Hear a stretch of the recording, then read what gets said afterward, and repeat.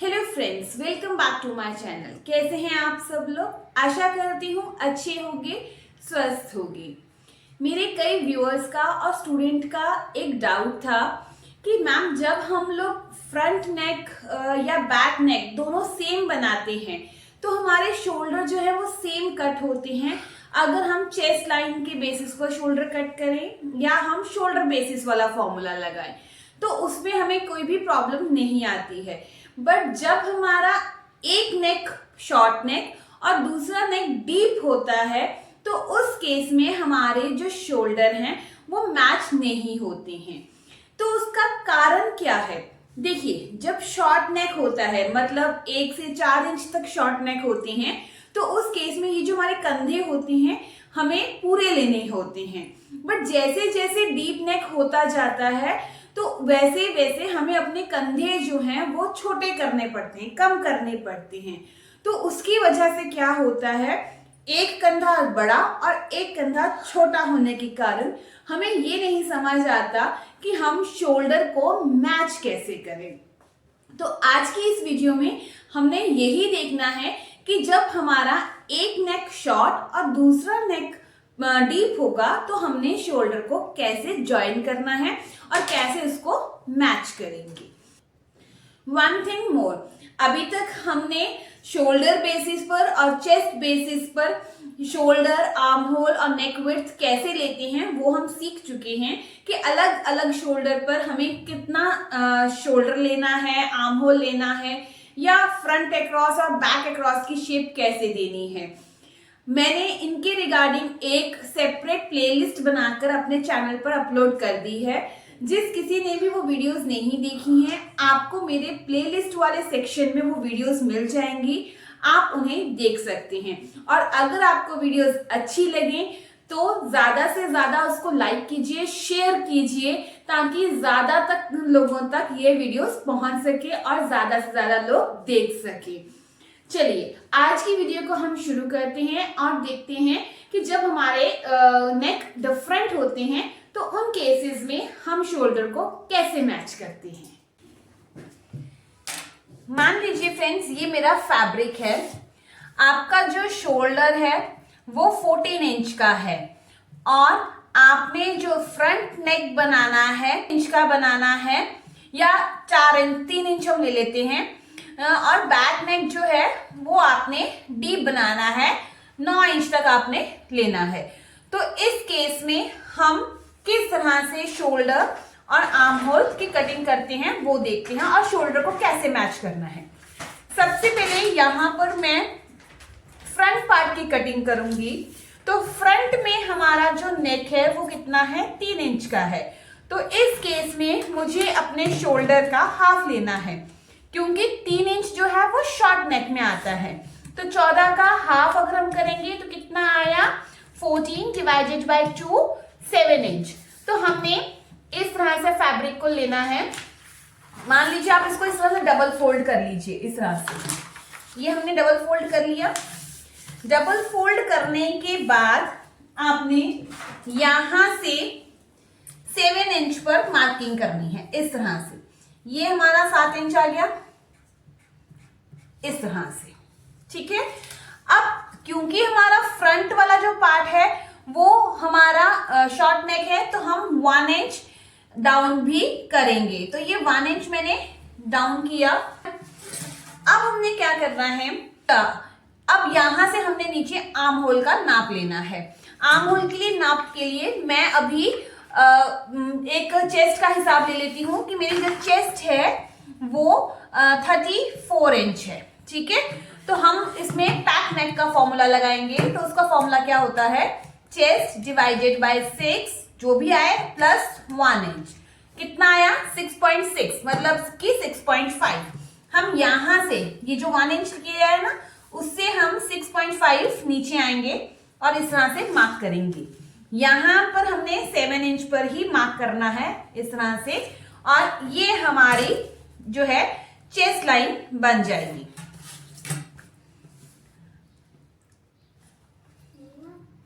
इस तरह से हमने ड्रॉ कर लिया।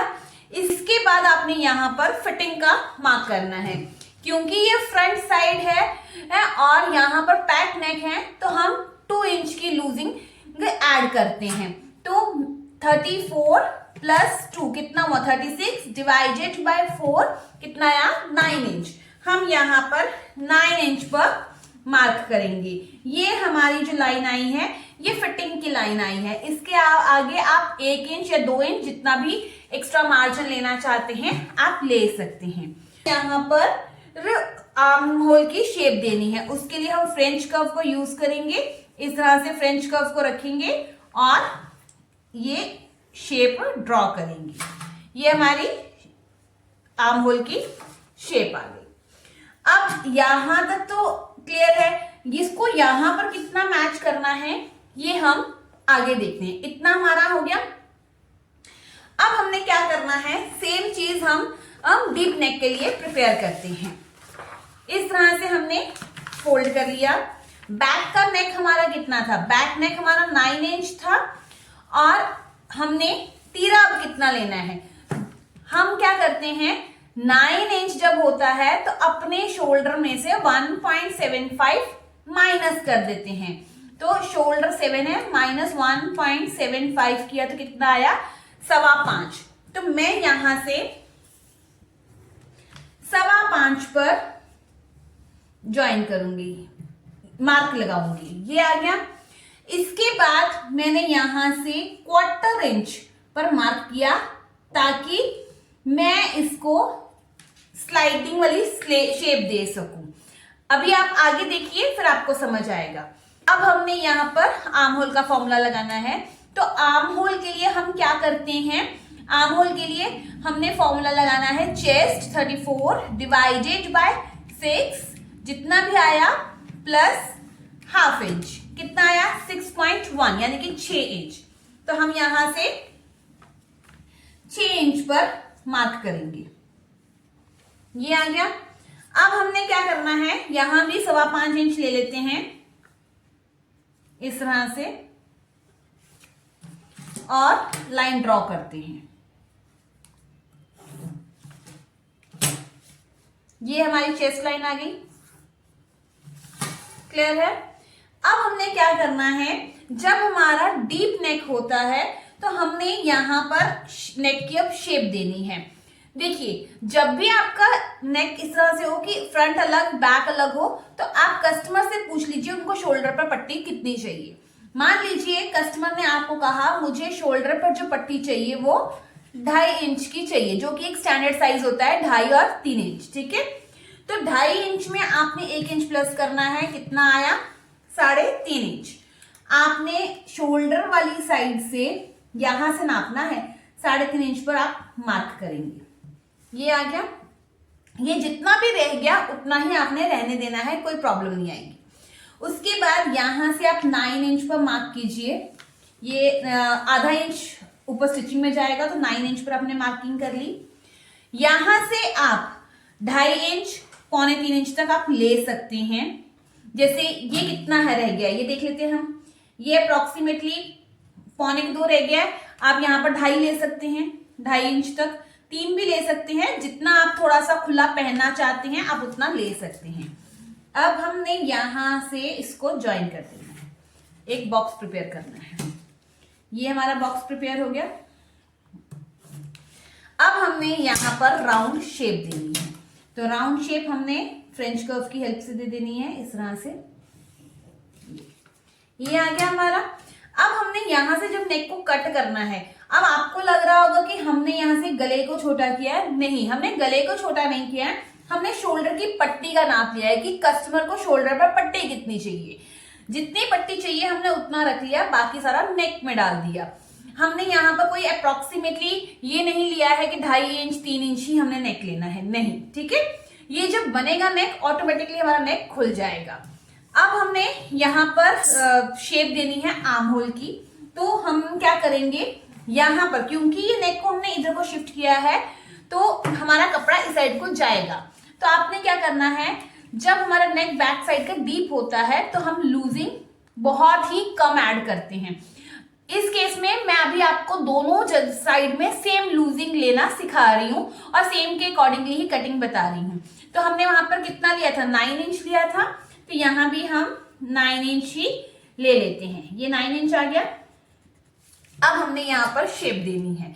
अब यहाँ पर क्योंकि ये डीप नेक है तो हम क्या करेंगे, इसका सेंटर निकालिए। ये सेंटर आ गया। सेंटर से ऊपर आपने आधा इंच मार्जिन छोड़ दिया, आधा 1 इंच मार्जिन छोड़ के यहाँ कहीं आप इस निशान से ऊपर आपने ज्वाइन करना है फ्रेंच कर्व को, इस तरह से। समझ आ रही है? ये जरूरी नहीं यही हो, थोड़ा ऊपर भी हो सकता है, कोई प्रॉब्लम नहीं आएगी। हाँ, यहाँ पर ये जो आपने हाफ इंच का जो मार्किंग की थी, ये क्वार्टर इंच की, सॉरी, तो वो हमने इस तरह से ज्वाइन करना है इस लाइन को, क्योंकि ये हमारी जो है फैब्रिक कट जाएगा। ठीक है। और अब यहां से आधा इंच हमारा स्टिचिंग मार्जिन जाएगा, तो इससे और आधा इंच नीचे यहां कहीं आप आ जाइए और फ्रेंच कर्व को इस पॉइंट के साथ आपने ज्वाइन करना है, इस तरह से। अब ऐसे करने से क्या फर्क पड़ेगा, ये इस तरह से थोड़ा सा राउंड आ जाए, कॉर्नर ना बने। ठीक है। अगर मैं डीप शेप देती, देखिए मैं आपको समझाती हूँ दूसरे कलर के पेन से, अगर मैं इसको सेंटर से मैच करती, इस तरह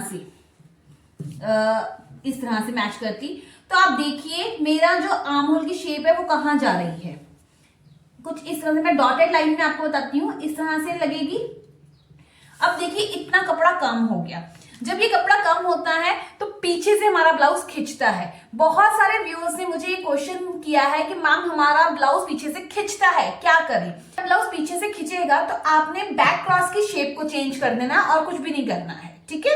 तो इतना कपड़ा जब एक्स्ट्रा मिलेगा तो आपका ब्लाउज या कोई कुर्ती खिंचेगी नहीं। ये हो गया। अब हमने यहाँ पर इसकी कटिंग कर लेनी है। सेम चीज अब हमने यहाँ पर भी नेक की शेप देनी है। वो ये थोड़ा सा यहाँ से फट गया है, इस तरह से रख लेती हूँ।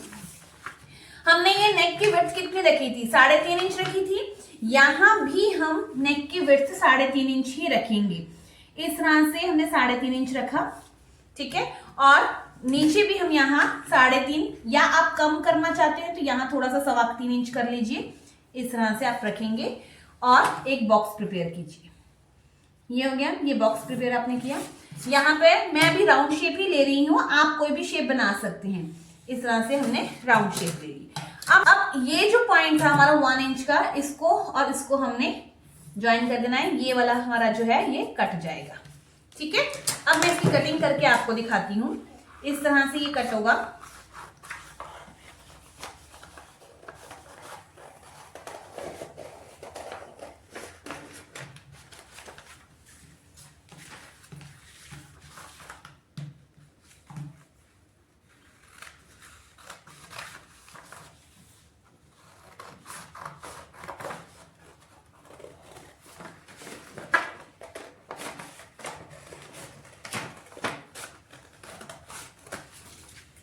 ये आ गया। सेम चीज मैं यहां कट कर लेती हूं, ये इस तरह से। अब हम इसको ओपन करेंगे इस तरह से। देखिए ये हमारा शोल्डर और ये हमारा जो शोल्डर है, ये देखिए ये हमारे क्या आ गए, चारों शोल्डर इक्वल आ गए। तो जब आप ज्वाइन करेंगे शोल्डर को शोल्डर के साथ मैच करके आप स्टिच लगा सकते हैं।